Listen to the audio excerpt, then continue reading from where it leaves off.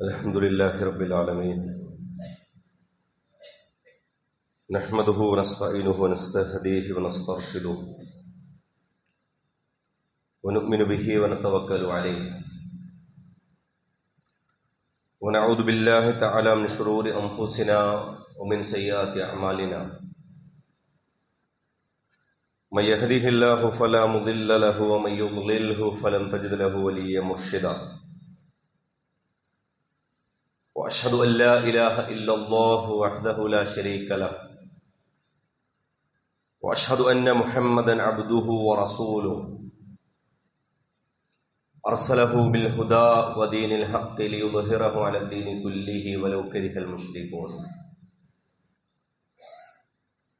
اللهم صل على محمد وعلى آل محمد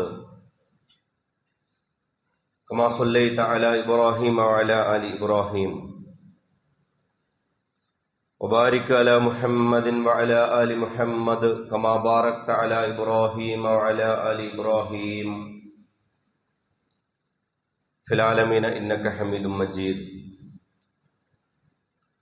أما بعد فإن أصدق الحديث كلام الله وأصدق الهدي هدي محمد صلى الله عليه وسلم وشر الأمور محدثاتها وكل محدثة بدعة وكل بدعة ضلالة وكل ضلالة في النار عباد الله وإماء الله أوصيكم وإياي أولا بتقوى الله يا أيها الذين آمنوا اتقوا الله حق تقاته ولا تموتن إلا وأنتم مسلمون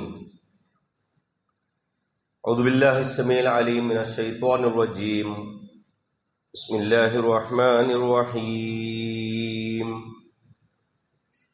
يا أيها الذين آمنوا لا تتخذوا عدوي وعدوكم أولياء تلقون إليهم بالمودة وقد كفروا بما جاءكم من الحق يخرجون الرسول وإياكم أن تؤمنوا بالله ربكم إن كنتم خرجتم جهادا في سبيلي وابتغاء مرضاتي تسرون إليهم بالمودة وأنا أعلم بما أخفيتم وما أعلنتم ومن يفعله منكم فقد ضل سواء السبيل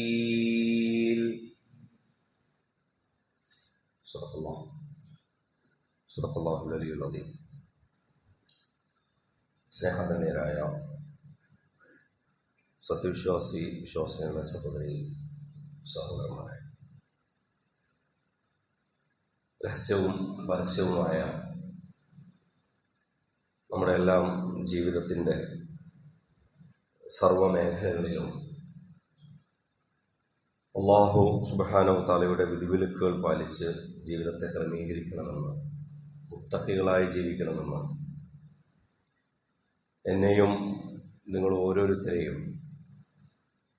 ഉണർത്തുകയാണ്, വസിയത്ത് ചെയ്യുകയാണ്. പടച്ചതമ്പുരാൻ അവൻ്റെ പൊരുത്തം നേടി സ്വർഗം കരസ്ഥമാക്കുന്ന സത്യവിശ്വാസികളുടെ കൂട്ടത്തിൽ നമ്മൾ ഉൾപ്പെടുത്തി അനുഗ്രഹിക്കുന്നതാണ്. വിശുദ്ധ റമളാനിൽ നമ്മൾ നേടിയെടുത്ത നമ്മുടെ അനുസരണ സ്വഭാവം, ആ വിഷയത്തിലെ നമ്മുടെ നിതാന്ത ജാഗ്രത, അള്ളാഹുവിനോടുള്ള നമ്മുടെ സാമീപ്യം, ഇതെല്ലാം അതേ കരുത്തിലും അതേ കരുതലിലും ശേഷിക്കുന്ന 11 മാസങ്ങളിലും നമുക്ക് ഉപകാരപ്പെടുന്ന രീതിയിൽ ജീവിതത്തിൽ കൊണ്ടു നടക്കണമെന്ന് ഈ സന്ദർഭത്തിൽ പ്രത്യേകമായി ഉണർത്തുകയാണ്. അള്ളാഹുവിന്റെ അടിമകളിൽ പ്രത്യേകിച്ചും ഇബ്ലീസിന് തന്റെ പ്രസക്തി തെളിയിക്കേണ്ടത് അള്ളാഹുവിന് സ്ഥിരതയുള്ള ദാസന്മാരില്ല എന്ന് പറഞ്ഞുകൊണ്ടാണ്. അള്ളാഹുവിനെ അനുസരിക്കുമെങ്കിൽ തന്നെയും കുറഞ്ഞ നേരത്തേക്കും കുറഞ്ഞ സമയത്തേക്കുമേ അവർ അനുസരിക്കൂ. കൂടുതൽ സമയവും അവർ വഴിപിഴച്ചവരായി നിനക്കവരെ കാണാം എന്നുള്ളത് അള്ളാഹുവിനോടുള്ള ഇബ്ലീസിന്റെ വെല്ലുവിളിയാണ്. ഞാൻ എപ്രകാരമാണോ പടച്ചവനെ നിന്റെ മുമ്പിൽ തെറ്റുകാരനായത്, എങ്കിൽ എന്നേക്കാളോ അതല്ലെങ്കിൽ എനിക്ക് സമമോ തെറ്റുകാരായ ആളുകളാണ് ഈ പറഞ്ഞ ഈ മനുഷ്യരെന്ന് ഞാൻ തെളിയിച്ചു തരാം. ഇത് പറഞ്ഞുകൊണ്ടാണ് റബ്ബി അൻളിർനി ഇലാ യൗമി യുബ്അസൂൻ, ഖിയാമത്ത് നാൾ വരേക്കും പടച്ചവനെ എനിക്ക് അതിനുള്ളൊരവസരം തരണമെന്ന് ഇബ്ലീസ് ആദ്യ നാളിൽ തന്നെ, മനുഷ്യോൽപ്പത്തിയുടെ ആദ്യ കാലത്ത് തന്നെ ആവശ്യപ്പെടുന്നു. അതുകൊണ്ട് വഴി പിഴച്ച് നടക്കുന്ന മനുഷ്യന്റെ മുന്നിലല്ല, സിറാത്തുൽ മുസ്തഖീമിലാണ് ലഅഖൂദന്ന ലഹും, ഞാൻ അവർക്ക് വേണ്ടി അവിടെ ഇരിക്കും. എവിടെ? സിറാത്തുൽ മുസ്തഖീമിൽ നിനക്ക് പിശാചിനെ കാണാമെന്നാണ് വിശുദ്ധ ഖുർആൻ പറയുന്നത്. ചിലപ്പോൾ നമ്മൾ തെറ്റിദ്ധരിക്കും, സിറാത്തുൽ മുസ്തഖീമിന് വേണ്ടിയിട്ടാണ് ഇഹ്ദിന സിറാത്തുൽ മുസ്തഖീം, ഇഹ്ദിന സിറാത്തുൽ മുസ്തഖീം എന്നൊക്കെയാണല്ലോ നമ്മൾ പ്രാർത്ഥിക്കുന്നത്. അപ്പൊ നേരായ വഴിയിൽ സഞ്ചരിച്ചാൽ ആ പിടുത്തത്തിൽ അങ്ങനെ പൊയ്ക്കോളുമെന്ന് കരുതും. പക്ഷെ നേരായ വഴിയിൽ സഞ്ചരിക്കുന്ന നിന്റെ അടിമകളുടെ പിന്നാലെ ഞാനുണ്ടാകും എന്നുള്ളത് ഇബ്ലീസിന്റെ ശപഥമാണ്, പ്രതിജ്ഞയാണ്. അതുകൊണ്ട് പരിശുദ്ധ റമളാൻ അള്ളാഹു നമുക്ക് നൽകിയ മഹത്തായ ഒരു അവസരം പോലെ ഓരോ സന്ദർഭവും നമുക്ക് തിരിച്ചുപിടിക്കലിന് വലിയൊരു കാരണമായി വരിക എന്നുള്ളതല്ലാതെ പിന്തിരിഞ്ഞു പോകുന്നതിന്, അതല്ലെങ്കിൽ ഇനി പഴയതുപോലെയാകുന്നതിന് ഒരു അവസരമായി വന്നുകൂടാ. പടച്ചതമ്പുരാൻ നമ്മെല്ലാം അനുഗ്രഹിക്കുമാറാകട്ടെ. പരിശുദ്ധ റമളാൻ സജീവമായി പുരോഗമിക്കുന്നതിനിടയിലാണ് നമുക്കറിയാം മുസ്ലിം ലോകത്ത് കാര്യമായ വലിയ പ്രത്യാഘാതങ്ങൾ ഉണ്ടാക്കുന്ന, പ്രത്യേകിച്ചും ഇസ്ലാമിക ലോകത്തെ കാർന്നു തിന്നുന്ന ഒരു ക്യാൻസറായി കഴിഞ്ഞ നൂറ്റാണ്ടിൽ വെസ്റ്റ് ഏഷ്യൻ പ്രദേശത്ത് ഒരു സാമ്രാജ്യത്വ പ്രൊജക്റ്റായി തന്നെ വന്ന ഇസ്രയേലിന്റെ നേതൃത്വത്തിലുള്ള ഒരു യുദ്ധം ഇറാന് നേരെ പൊട്ടിപ്പുറപ്പെട്ടത്. ഒരുപക്ഷെ ഇറാൻ എന്ന് പറയുന്ന ഒരു വളരെ ചരിത്രപരമായി തന്നെ ഒരുപക്ഷെ ഇസ്ലാമിക ലോകത്ത് ഇത്രയേറെ പാരമ്പര്യമുള്ളൊരു പ്രദേശം എന്നുള്ള നിലയിൽ വളരെ വൈവിധ്യമുള്ള, ഒരു കാലത്ത് ഇസ്ലാമിക ചരിത്രത്തിൽ പേർഷ്യയും റോമും എന്നുള്ളത് രണ്ട് വിരുദ്ധ ശക്തികളായി ഒരേ സമയം തന്നെ വലിയ ഇസ്ലാമിക ലോകത്തെ വലിയ ചേരികളായി തന്നെ നിലനിന്ന പ്രദേശങ്ങളായി. പക്ഷെ ഇന്ന് പേർഷ്യ എന്ന പേരിൽ ഒരു സ്ഥലമില്ല. അതുപോലെ തന്നെ റോം എന്ന പേരിൽ ഏതോ ഒരു മത കേന്ദ്രമായി വത്തിക്കാനോ അതല്ലെങ്കിൽ സെന്റ് പീറ്റേഴ്സ് ബസലിക്കൊക്കെ ഉള്ള ഒരു പ്രദേശം എന്നുള്ളത് ഒഴിച്ചു നിർത്തിയാൽ അമേരിക്കയുടെയും യൂറോപ്പിന്റെയും നേതൃത്വത്തിൽ നടക്കുന്ന ഒരു അദൃശ്യമായൊരു കോളനിവൽക്കരണം, അതിന് എല്ലാവിധ ഒത്താശയും വെസ്റ്റ് ഏഷ്യൻ പ്രദേശത്ത് ചെയ്തു കൊടുക്കുന്ന ഇസ്രായേൽ എന്ന് പറയുന്ന അവരുടെ ഒരു തെമ്മാടി രാഷ്ട്രം, അതല്ലെങ്കിൽ ജാരസന്തതി, ഇത് ഇസ്ലാമിക ലോകത്തെ ഏൽപ്പിച്ചുകൊണ്ടിരിക്കുന്ന വലിയ പരിക്കുകൾ, ഇതിന് സാക്ഷ്യം വഹിച്ചുകൊണ്ടാണ് കഴിഞ്ഞ ഒരു നൂറ്റാണ്ടായി നമ്മൾ സഞ്ചരിച്ചുകൊണ്ടിരിക്കുന്നത്. 2023 ഒക്ടോബർ 7 ശേഷം തൂഫാനുൽ അഖ്സയുടെ ചുവട് പിടിച്ചുകൊണ്ട് നമ്മൾ കണ്ട ഗസയിലെ ഇസ്രയേലിന്റെ ക്രൂരമായ നരമേധം, ലക്ഷക്കണക്കിന് പേരെ അഭയാർത്ഥികളാക്കിയും 30,000-ത്തിലധികം വരുന്ന പിഞ്ചു കുഞ്ഞുങ്ങൾ എന്ന് പറഞ്ഞാൽ 15 വയസ്സിന് താഴെയുള്ള കുട്ടികളുടെ എണ്ണം ഏകദേശം 30,000-ത്തിൽ താഴെ വരുമെന്നാണ്. അത് ഔദ്യോഗിക കണക്കുകളാണ്. അതായത് ഒരു പ്രദേശത്തെ മുഴുവൻ ചവച്ചു തുപ്പിയ ഒരു പ്രൊജക്ടിന് ശേഷം നമ്മൾ തെറ്റിദ്ധരിക്കരുത്, ഏതോ ഒരു സുപ്രഭാതത്തിൽ എങ്കിൽ ഇറാന് നേരെ ഒരു വെടിവെച്ച് കളയാം, അതല്ലെങ്കിൽ ആയത്തുള്ള ഹംനയെ കൊന്നുകളയാം എന്ന് തീരുമാനിച്ചു എന്ന്. അത് നമ്മൾ വായിക്കുന്ന ഏതോ ഒരു പത്രവാർത്ത പോലെ ആയി പോകും നമ്മുടെ ആ വിശകലന. ഇസ്ലാമിക ലോകത്തെക്കുറിച്ച്, പ്രത്യേകിച്ചും മുസ്ലിം രാഷ്ട്രങ്ങളെ സംബന്ധിച്ച് അവരുടെ വിധി നിർണയിക്കുന്ന വളരെ നിർണായകമായൊരു സന്ദർഭത്തിലൂടെയാണ് മുസ്ലിം ലോകം കടന്നുപോയിക്കൊണ്ടിരിക്കുന്നത്. അത് നമ്മളിൽ പരിക്കേൽപ്പിക്കുക, ചിലപ്പോൾ നമ്മൾ കരുതുക നമ്മുടെ ഇന്ത്യയിൽ അതല്ലെങ്കിൽ പ്രത്യേകിച്ചും കേരളത്തിലുള്ള പ്രവാസികളുടെ അവരുടെ സാമ്പത്തിക അരക്ഷിതാവസ്ഥ എങ്ങനെയാകും എന്നുള്ളതിനെ കുറിച്ച് ആലോചിച്ചായിരിക്കും. അതിന്റെ ഭീകരമായ നടുക്കുന്ന പ്രത്യാഘാതങ്ങൾ നമ്മളിലേക്ക് ഇനി വരാനിരിക്കുന്നതേ ഉള്ളൂ. കാരണം പലരും ജോബ് അടക്കം അതല്ലെങ്കിൽ പ്രൊജക്റ്റുകൾ അടക്കം അവസാനിപ്പിച്ചുകൊണ്ട് ഇരിക്കേണ്ടി വരുന്ന അവസ്ഥകളുണ്ട്.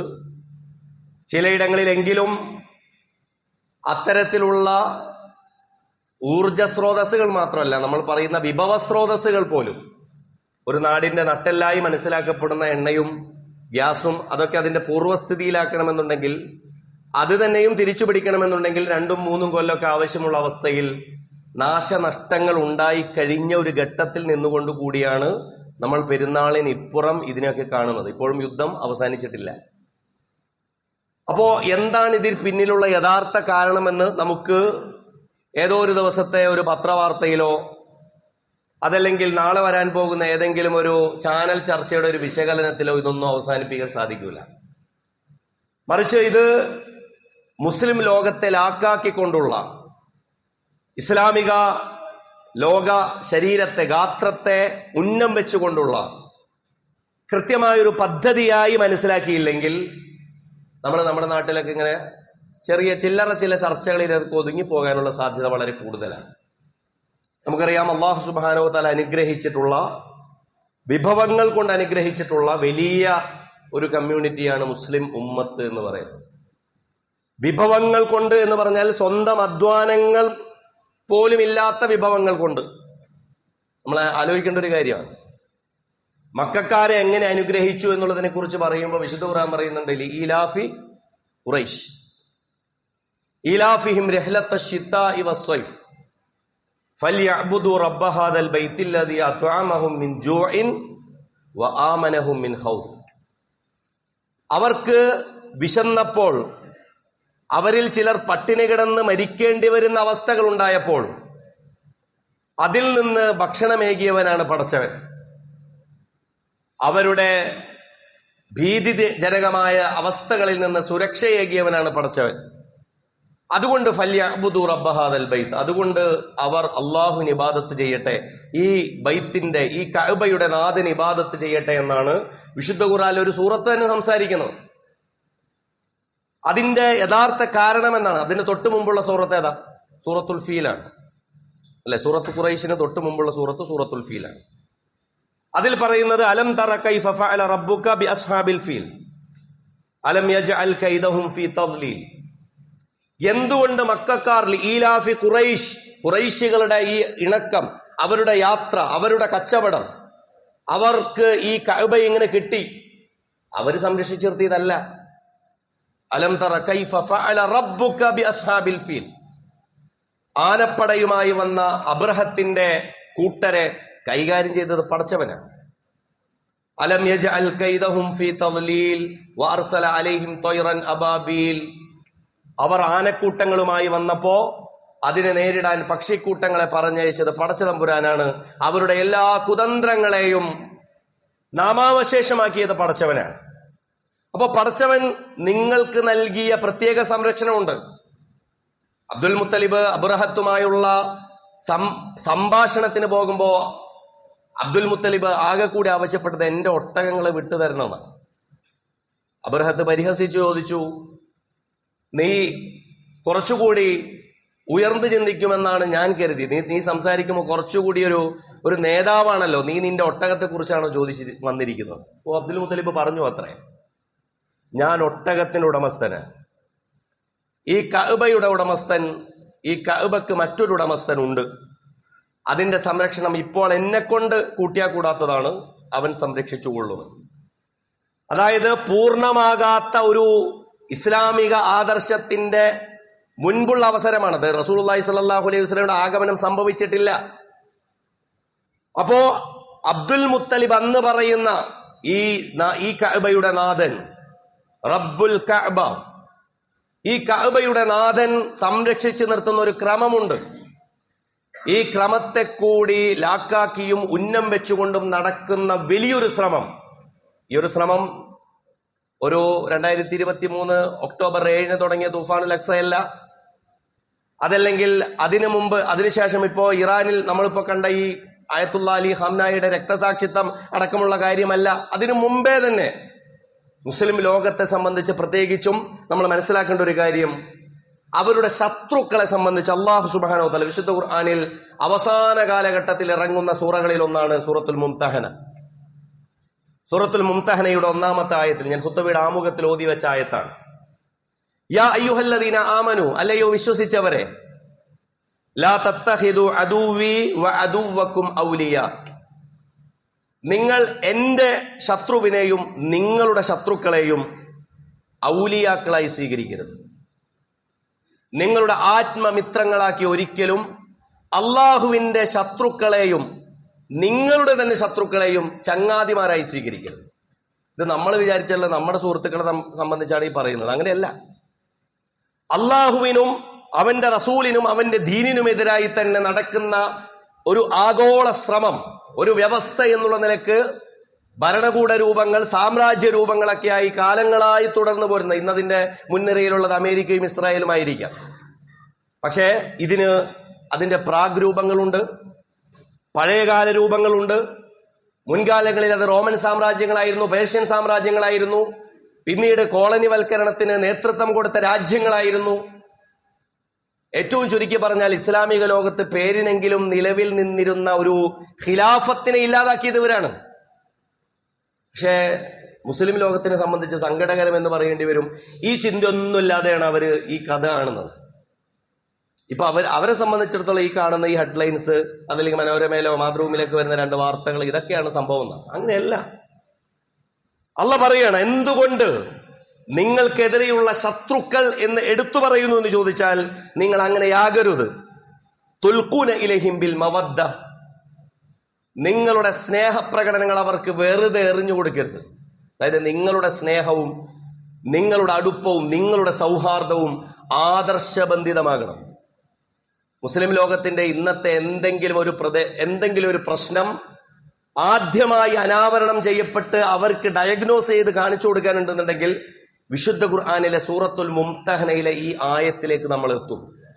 അതായത് ഇസ്ലാമിന്റെ പ്രത്യക്ഷ ശത്രുക്കളുമായി ഇസ്ലാമിക ലോകത്തിന്റെ ഭരണാധികാരികൾ എന്ന് പറയുന്ന ആളുകൾ ഈ എറിഞ്ഞുകൊടുത്ത ഈ സ്നേഹം, അതായത് ഇസ്ലാമിന്റെ ശത്രുക്കളാണ് അവർ എന്ന് മനസ്സിലാക്കിക്കൊണ്ട് തന്നെ അവരോട് അവർ സ്ഥാപിച്ച ചങ്ങാത്തം, ഇതാണ് മുസ്ലിം ലോകത്തിന്റെ ഏറ്റവും വലിയ നിന്ദ്യതക്ക് നിലവിൽ കാരണമായി നിൽക്കുന്നത്. നമ്മൾ പേരെടുത്തും അതുപോലെ തന്നെ കൃത്യമായി അതിനെക്കുറിച്ചൊന്നും പറയുന്നില്ല. പക്ഷെ അതൊരു കാരണമാണ്. വഖദ് കഫറൂ ബിമാ ജാഅക്കും മിനൽ ഹഖ്, സത്യത്തെ സത്യമായി തന്നെ മനസ്സിലാക്കി തിരസ്കരിച്ചവരാണവർ. വല്ലാത്ത വാക്കാണ് കേട്ടോ. ഈ ലോകത്ത് സത്യം മനസ്സിലാകാത്ത ആളുകളുണ്ട്, സത്യം നിഷേധിക്കുന്നവരുണ്ട്. പക്ഷെ സത്യം സത്യമാണെന്ന് മനസ്സിലാക്കിയിട്ട്, അത് അവർക്ക് ഉൾക്കൊള്ളേണ്ടതാണെന്ന് മനസ്സിലാക്കിയിട്ട് അതിനെ നബദ ഫരീഖും മിനല്ലദീന കഫറു, അവര് ഒഴിവാക്കി കളഞ്ഞവരാണ്. കാരണം അവരുടെ അജണ്ട വളരെ കൃത്യമാണ്. യുഖ്രിജൂന റസൂല വ ഇയ്യാക്കും, അവർ റസൂലിനെ പുറത്താക്കാൻ ശ്രമിച്ചവരാണ്. വ ഇയ്യാക്കും, ആരെയും? നിങ്ങളെയും. ഇപ്പൊ ഇന്ത്യയിൽ ഇപ്പൊ NRC CA ഇത് നമ്മൾ കേൾക്കുമ്പോൾ നമ്മൾ റസൂലിനെ ഈ ലോകത്ത് പൊതുവിൽ നിങ്ങളെ പുറത്താക്കും, നിങ്ങൾ ഇവിടെ ഉണ്ടാവേണ്ടവരല്ല എന്നുള്ളത് എല്ലാ കാലത്തുമുള്ള ആഖ്യാന നിർമ്മിതികളുടെ ഭാഗമാണ്, നെറേറ്റീവാണത്. അതായത് നിങ്ങൾ ഇവിടുത്തുകാരല്ല. ഇപ്പൊ ഫലസ്തീനിലെ വിഷയം അതാണല്ലോ. അതായത് ഇത് ഞങ്ങളുടെ പ്രദേശമാണ്, നിങ്ങൾ എവിടേക്കെങ്കിലും പോയിക്കോ. ലോകത്ത് അത്തരത്തിൽ നമ്മൾ സുരക്ഷിത സ്ഥലങ്ങൾ എന്ന് കരുതി ഇവിടുന്ന് UK-ക്കും മറ്റും കയറിയ വണ്ടി കയറിയ ഈ ഇന്ത്യക്കാരോട് പറയുന്നത് ഇപ്പോൾ അവിടുന്ന് പോയിക്കോ.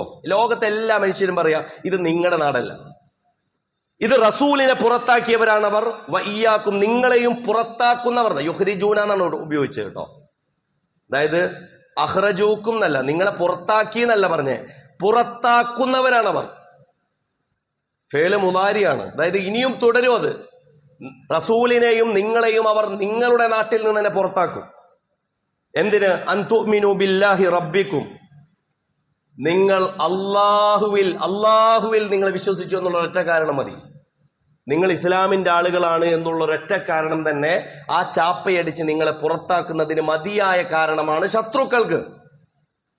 അതുകൊണ്ട് നിങ്ങൾ ഇൻകുൻതും ഖറജ്തും ജിഹാദം ഫീ സബീലി വബ്തിഗാഅ മർളാത്തി, അള്ളാഹുവിന്റെ മാർഗത്തിലുള്ള ധർമ്മസമരത്തിന് കച്ചകെട്ടി ഇറങ്ങിയവരാണ് നിങ്ങളെങ്കിൽ എന്റെ തൃപ്തി പൊരുത്തം കരസ്ഥമാക്കാൻ ഹൃദയം കൊണ്ട് ആഗ്രഹിക്കുന്നവരാണ് നിങ്ങളെങ്കിൽ നിങ്ങൾ ചെയ്യേണ്ടത് നിങ്ങളുടെ സ്നേഹത്തെ ശത്രുവിന് വിൽക്കരുത്. നിങ്ങളുടെ അടുപ്പം ശത്രുവായിട്ട് ഒളിഞ്ഞും തെളിഞ്ഞും കരാറുണ്ടാക്കരുത്. ഇപ്പോ എബ്രഹാം അക്കോർഡ് എന്ന് പറഞ്ഞൊരു പരിപാടിയുണ്ട്. അതായത് മുസ്ലിം ലോകത്ത് അത്രമേൽ കഴിഞ്ഞ എത്രയോ കൊല്ലങ്ങളായി ഇസ്രായേലിനെ അകറ്റി നിർത്തിയിരുന്ന ഒരു ബദ്ധശ്രദ്ധയുണ്ടായിരുന്നു. അവിടെ നിന്ന് ഇസ്രായേലിന് തത്വബീഹ് നടത്താൻ, നാച്ചുറലൈസേഷൻ നടത്താൻ, അവരെ സ്വാഭാവിക മറ്റ് രാജ്യങ്ങളെ പോലെ ഒരു രാജ്യമായി ഇസ്രായേലിനെ അംഗീകരിക്കാൻ അറബ് ഭരണകൂടങ്ങൾ തീരുമാനിക്കുന്ന അവസ്ഥയാണ്. ആലോചിച്ച് നോക്കണം. അതിന്റെ പേര് ഇബ്രാഹിം നബിയുടെ പേര് ഉപയോഗിച്ചിട്ടാണ് ഉണ്ടാക്കിയത്. അത് വേറൊരു കാര്യം. കാരണം നമ്മളുടെ പൊതുപൂർവികൻ ഇബ്രാഹിമാണ് എന്ന ജൂതന്മാരുടെയും ക്രൈസ്തവരുടെയും മുസ്ലിമുകളുടെയും എന്നൊക്കെ പറഞ്ഞ് ഇതിന് പൊതുവായിട്ട് കേൾക്കുമ്പോൾ നല്ല രസമാണ്.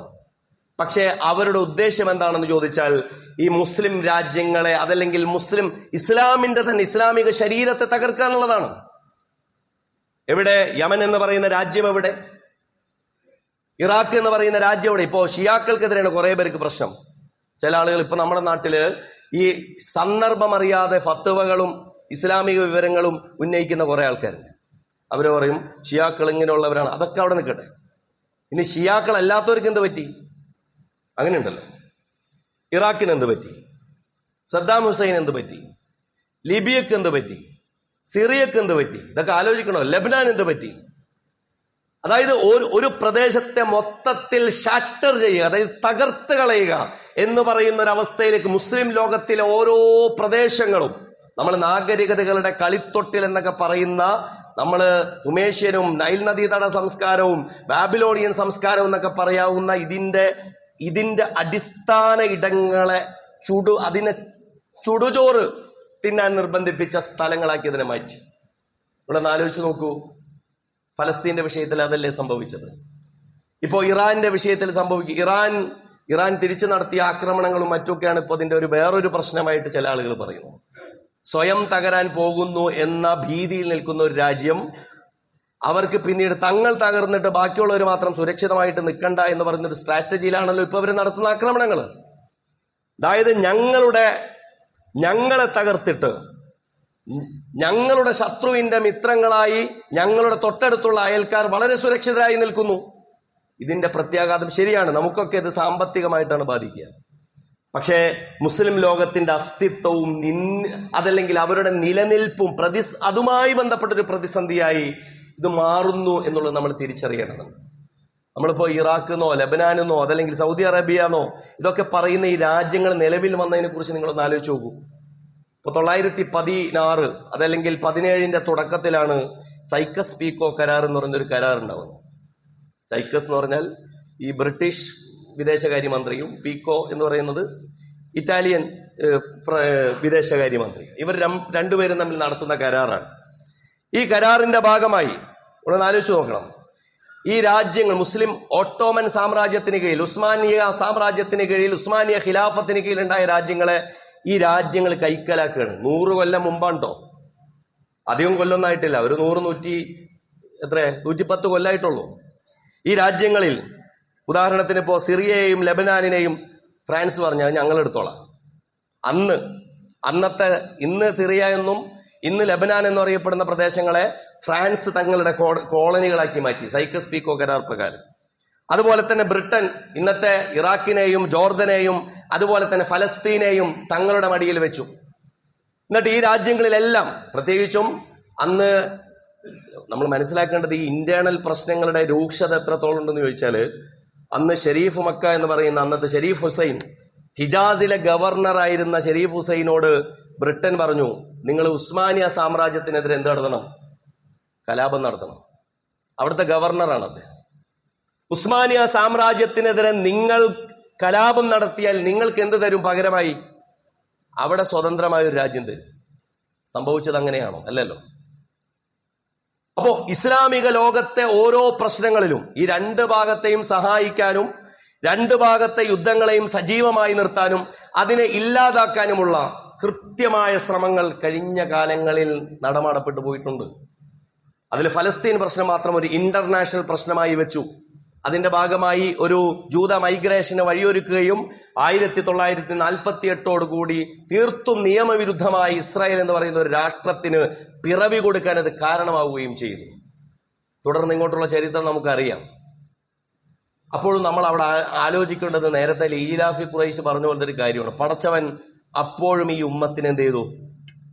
അനുഗ്രഹിച്ചു. അന്ന് അത്ര വിഭവങ്ങൾ കയ്യിലൊന്നുമില്ല. ഒരു കാലത്ത് സംസം എങ്ങനെയായിരുന്നോ ഇസ്മായിലിന്റെ ഇളം കാലിന്റെ അടിയിൽ ഒരു ഒരു ഒരു അമ്മിഞ്ഞ പൈതാഹത്തിന്റെ ഭാഗമായി അന്ന് പൊട്ടിയത്, അങ്ങനെയുള്ള മക്കയിൽ ഒരു നാഗരികത ഉണ്ടായി വരുന്നത് ഒരു ഒരു സംസത്തിന്റെ പിറവിയോടുകൂടിയാണ്. പുതിയ കാല സംസം അല്ലെ? ഒരു അധ്വാനം ഉണ്ടോ ഈ അറബികൾക്കും മുസ്ലിം രാജ്യങ്ങൾക്കും? എന്തെങ്കിലും അധ്വാനം ഉണ്ടോ തങ്ങൾക്ക് കീഴിലുള്ള ഗ്യാസ് കിട്ടുന്നതിൽ? പടച്ചോനവിടെ ഡീസലും പെട്രോളും ഒക്കെ അങ്ങനെ വെച്ചു കൊടുത്തോണ്ടാണല്ലോ. ഇതിങ്ങനെ കൊടുത്ത് ലോകത്തെ എല്ലാ ചോക്ക് പോയിന്റ്സും നിങ്ങൾ നോക്കൂ. ലോകത്ത് ആകെക്കൂടി അവിടെയുള്ള ഈ പനാമ കടലിടുക്കൊഴിച്ച് ബാക്കിയുള്ള എല്ലാ ചോക്ക് പോയിന്റ്സും, ബാബിൽ മൻദൂബ്, ബാസ്ഫറസ്, അതുപോലെ തന്നെ ഡാർനലസ്, അതുപോലെ തന്നെ ഹൊർമുസ്, ഇപ്പൊ നമ്മളിപ്പോ പറയുന്ന ഏകദേശം 56 കിലോമീറ്ററോളം വീതിയുള്ള പേർഷ്യൻ ഗൾഫിനെ തുറന്ന സമുദ്രത്തിലേക്ക് ബന്ധിപ്പിക്കുന്ന വടക്കൻ ഭാഗത്ത് ഇറാനും തെക്ക് ഭാഗത്ത് ഒമാനും UAE സ്ഥിതി ചെയ്യുന്ന ഈ ഹൊർമുസ് ലോക വ്യാപാരത്തിന്റെ എണ്ണയുടെ കടൽ മാർഗമുള്ള 40% വിനിമയം നടക്കുന്ന സ്ഥലം, മൊത്തം വ്യാപാരത്തിന്റെ 20% നടക്കുന്ന സ്ഥലം. ഈ സ്ഥലം, ഈ രാജ്യങ്ങളൊക്കെ, ഈ പ്രദേശങ്ങളൊക്കെ മുസ്ലിം രാജ്യങ്ങൾക്ക് കീഴിലോ അവരുടെ അധീനതയിലോ ആണ്. ഇങ്ങനെ ഒരു അവസ്ഥ ഈ ലോകത്ത്, ഈ പൊളിറ്റിക്സ് എന്ന് പറഞ്ഞാൽ സാമ്പത്തികം 101 ആവർത്തിച്ചതിന്റെ പേരാണ് ഈ പൊളിറ്റിക്സ് എന്ന് പറഞ്ഞാൽ. ഇങ്ങനെ ഒരു അവസരം ഉണ്ടായിട്ട് പോലും നിന്യതക്ക് വഴിയൊരുങ്ങുന്ന ജീവിതം ഉണ്ടായി എങ്കിൽ യഥാർത്ഥത്തിൽ ശത്രുവിനെ ശത്രുവായി മനസ്സിലാക്കാൻ പറ്റാതെ പോവുകയോ അതല്ലെങ്കിൽ ശത്രുവാണെന്ന് മനസ്സിലാക്കിയതിനു ശേഷം അവരോട് സ്നേഹബന്ധങ്ങളിൽ അവരുടെ കൂടി താല്പര്യങ്ങളെ, ചിലപ്പോൾ സ്വന്തം താല്പര്യങ്ങളെ കൂടി സംരക്ഷിക്കുന്നതിന്റെ ഭാഗമായി അവരോട് സന്ധി ചെയ്തതിന്റെ ഭാഗമാണ്. അതുകൊണ്ട് ചെറുതല്ലാത്ത രീതിയിൽ മുസ്ലിം ലോകത്തിന്റെ ഒരു തിരിച്ചുപോക്ക്, അതല്ലെങ്കിൽ മുസ്ലിം ഉമ്മത്തിന്റെ ഒരു ഭാവി എന്ന് പറയുന്നത് അഭിമാനകരമായി ഗസയുടെ വർത്താനം പറഞ്ഞ പോലത്തുള്ള വർത്താനമാണ്. ഇറാനെ നമുക്ക് എടുക്കാൻ പറ്റില്ലെങ്കിൽ അവിടെ വെച്ചോളി, കുഴപ്പമില്ല. ഗസയുടെ വർത്താനം പറഞ്ഞിരുന്നു. ഞങ്ങളുടെ അടുത്ത് ഇവർ പറയുന്നത് സീനാ മരുഭൂമിയിലേക്കോ അതല്ലെങ്കിൽ ഗസ വിട്ട് പോകണമെന്നാണ്. ഗസ വിട്ട് ഗസക്കാർ പോവുക, ഒന്നുകിൽ ഗസയിൽ കിടന്ന് മരിക്കുക, അതല്ലെങ്കിൽ ഗസ വിട്ട് പരലോകത്ത് പോകും. ഇത് ആദർശ ശുഭ്രതയുള്ള വളരെ കൃത്യമായൊരു നിലപാടാണ്.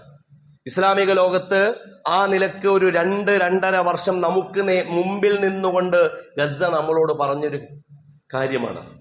അതുകൊണ്ട് ഈ ചരിത്ര സന്ദർഭങ്ങളെ പ്രത്യേകിച്ചും ഏറ്റവും സുന്ദരമായി ഗ്രേറ്റർ ഇസ്രായേൽ എന്ന് പറയുന്ന പ്രൊജക്ട് വളരെ നമ്മളിപ്പോൾ പ്രതീക്ഷിക്കേണ്ട. 1948 ഉണ്ടാക്കിയ ഈ ഒരു രാജ്യം, ഈ രാജ്യത്തില് നമുക്കറിയാം ആദ്യം ഒരു 55% ഇസ്രായേലിന്റെയും 45% അറബികളുടേതുമായിട്ട് ഫലസ്തീനായിട്ട് വിട്ടുകൊടുക്കും. ഇപ്പോ നിയമപരമായി തന്നെ എത്ര ഭൂമി ഫലസ്തീനികളുടെ കയ്യിലുണ്ട്? ഒരു 10% പോലും ഉണ്ടോ? ഇപ്പൊ ഗസയിൽ തന്നെ ഏകദേശം 60, ഗസ എന്ന് പറയുന്ന പ്രദേശത്തിന്റെ തന്നെ 60% ഇപ്പോൾ ഉള്ളത് ഇസ്രായേലിന്റെ കരസൈന്യം തന്നെയല്ലേ? അതായത് മുസ്ലിം ലോകത്തിന്റെ എല്ലാ ഭാഗങ്ങളിലേക്ക്, ഓരോ അടരുകളിലേക്ക് കയറാൻ പറ്റുന്ന രീതിയിലേക്ക് ഇസ്രായേൽ ഇങ്ങനെ കയറിക്കൊണ്ടിരിക്കുകയാണ്. ഗ്രേറ്റർ ഇസ്രായേൽ എന്നുള്ളത് ഒരു പ്രൊജക്റ്റാണ്.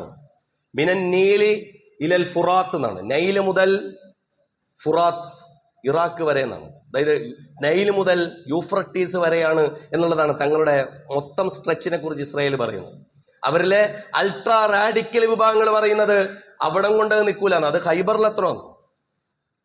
ബനു കൈനുക്കാവും ബനു ഖുറൈളയും ബനു നളീറിനെയും എവിടെയാണോ റസൂലുള്ളാഹി സ്വല്ലല്ലാഹു അലൈഹി വസല്ലം പുറത്താക്കിയത്, മക്കയും മദീനയും അടക്കം തങ്ങളുടെ പ്രൊജക്റ്റിൽ വരുന്ന ഒരു ഗ്രേറ്റർ ഇസ്രായേലിനെ കുറിച്ചാണ് ഇസ്രായേൽ സംസാരിക്കുന്നതെങ്കിൽ അത് തിരിയാത്തത് ഇപ്പോഴും ഇവിടുത്തെ ഭരണാധികാരികൾക്കും തങ്ങളുടെ മാത്രം ഇംഗിതങ്ങളെ സംരക്ഷിക്കുന്ന കൂട്ടരിക്കുവാണ്.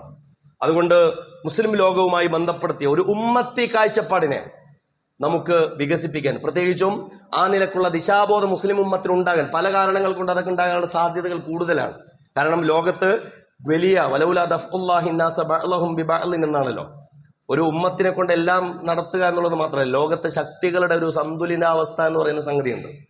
അത് ചിലപ്പോൾ അത് ചൈനയും റഷ്യയും ഒക്കെ ചേരുന്ന പുതിയ ചേരികളുടെ ഭാഗമായി ഇസ്ലാമിക ലോകം നിന്നുകൊണ്ടൊക്കെയുള്ള പുതിയ മാറ്റങ്ങളൊക്കെ ആയിരിക്കാം. പക്ഷെ അവിടെയും നമ്മൾ കാണേണ്ടത് ശത്രു എന്ന് പറയുന്ന വളരെ പ്രധാനപ്പെട്ട അവരുടെ പ്രൊജക്ടുകൾക്ക്, അത് ഇന്ത്യയിൽ സംഘപരിവാറാണെങ്കിൽ ലോകത്ത് സാമ്രാജ്യത്വവും സൈനിസവും ചേർന്ന ഇത്തരത്തിലുള്ള മുക്കൂട്ട് മുന്നണികളാണെങ്കിൽ ഇതിനെതിരെയുള്ള നിതാന്ത ജാഗ്രത, വിശ്വാസിയുടെ ചെറുതല്ലാത്ത ഉയർന്ന ഒരു അന്തസ്സ്, ആ നിലക്കുള്ള അവബോധം വളരെ ആവശ്യമുള്ള ഒരു കാലത്തിലൂടെയാണ് നമ്മൾ പോകുന്നത്. അവിടെ കുഞ്ഞു കുഞ്ഞു ചില പടലപ്പിടക്കങ്ങളിൽ നമ്മുടെ മുൻഗണനകൾ തെറ്റാതെ നോക്കുക എന്നുള്ളതും വളരെ പ്രധാനപ്പെട്ട ഇസ്ലാമിക സാഹോദര്യത്തിന്റെ മുൻനിരയിൽ വരുന്ന ഒരു കാര്യമാണ് എന്നുകൂടി നമ്മൾ ആലോചിക്കേണ്ടതുണ്ട്. അല്ലാഹു സുബ്ഹാനഹു വ തആല ആ നിലക്ക് കാര്യങ്ങളെ മനസ്സിലാക്കാനുള്ള തൗഫീക്ക് നൽകി നമ്മെ അനുഗ്രഹിക്കുമാറാകട്ടെ. മുസ്ലിം ഉമ്മത്തിന് വലിയ പരിക്കുകളില്ലാതെ ഏറ്റവും നല്ല സുന്ദരമായ ഒരു സമീപ ഭാവിയെ അവർക്ക് സ്വപ്നം കാണുമാറ്, അതല്ലെങ്കിൽ സാക്ഷാത്കരിക്കുമാറ് ഏറ്റവും നല്ല നാളെ നൽകി അല്ലാഹു സുബ്ഹാനഹു വ തആല അവരെ അനുഗ്രഹിക്കുമാറാകട്ടെ. മുസ്ലിം ഭരണാധികാരികൾക്ക് കൂടുതൽ നല്ല ദീർഘവീക്ഷണവും നേതൃബോധവും നൽകി അല്ലാഹു അവരെയും അനുഗ്രഹിക്കുമാറാകട്ടെ. ലോകത്ത് തിന്മയുടെ ശക്തികൾക്ക് ചെറുതല്ലാത്ത ഒരു അള്ളാഹുവിന്റെ ഭാഗത്തുനിന്നുള്ള തക്കതായ ഇടപെടൽ നടത്തി അള്ളാഹുവിന്റെ ഭാഗത്തുനിന്നുള്ള അതിലുള്ള അറുതി വരുത്താൻ പടച്ചമ്പുരാൻ കാരണങ്ങൾ നമുക്ക് ഉണ്ടാക്കി തരുമാറാകട്ടെ. ഇസ്രായേലിന്റെ ഫലസ്തീനിലുള്ള ഗസയിലുള്ള ആ നരമേധത്തിന്, അതല്ലെങ്കിൽ അവരുടെ കൂട്ടക്കശാപ്പിന് ഇരയായ രക്തസാക്ഷികളായ അള്ളാഹുവിലേക്ക് യാത്രയായ നമ്മുടെ സഹോദരങ്ങൾക്ക് അള്ളാഹു ഷഹാദത്ത് നൽകി, ഷഹാദത്തിന്റെ പദവി നൽകി അള്ളാഹു അവരെ അനുഗ്രഹിക്കുമാറാകട്ടെ. ഇതിന്റെ ഭാഗമായി പ്രയാസങ്ങൾ, ശാരീരികമായ സാമ്പത്തികമായ എല്ലാ തരത്തിലുമുള്ള ബുദ്ധിമുട്ടുകൾ അനുഭവിക്കുന്നവർക്ക് ഏറ്റവും ആസന്നമായ തുറവിയും ശാന്തതയും സമാധാനവും നൽകി അള്ളാഹു അവരെ അനുഗ്രഹിക്കുമാറാകട്ടെ. അള്ളാഹു നമുക്ക് നമ്മുടെ തെറ്റുകുറ്റങ്ങൾ നമുക്ക് പുറത്ത് മാപ്പാക്കി തരുമാറാകട്ടെ. നമ്മിൽ നിന്ന് മരണപ്പെട്ടു പോയവർക്ക് അള്ളാഹു മഗ്ഫിറത്തും റഹ്മത്തും നൽകുമാറാകട്ടെ. അവരെയും നമ്മയും അവന്റെ ജന്നാത്തുൽ ഫിർദൗസിൽ അള്ളാഹു ഒരുമിച്ച് കൂട്ടുമാറാകട്ടെ.